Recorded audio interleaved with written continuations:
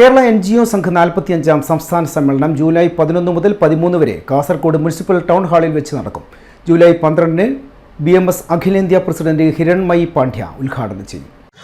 NGO സംഘിൻ്റെ സംസ്ഥാന സമ്മേളനം July മാസം 11, 12, 13 തീയതികളിൽ കാസർഗോഡ് മുനിസിപ്പൽ ടൗൺ ഹാളിൽ നടക്കുകയാണ്.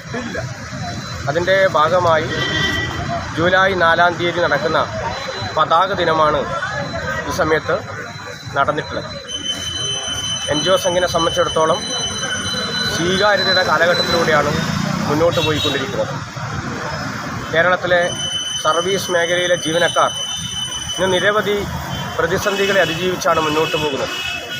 അവർക്ക് വർഷങ്ങളായി സമര പോരാട്ടങ്ങളിലൂടെ നേടിയെടുത്ത പല ആനുകൂല്യങ്ങളും നഷ്ടപ്പെടുന്നു, നിഷേധിക്കപ്പെടുന്നു എന്നതിനപ്പുറം ഇന്ന് ശമ്പളത്തിൻ്റെ കാര്യത്തിൽ പോലും ജീവാനന്ദം പരിപാടിയിലൂടെ ശമ്പളം പോലും തട്ടിയെടുക്കുന്ന ഒരു സർക്കാരായി, തട്ടിയെടുക്കാൻ ശ്രമിക്കുന്ന ഒരു സർക്കാരായി ഇവിടുത്തെ സർക്കാർ മാറിക്കൊണ്ടിരിക്കുന്നു.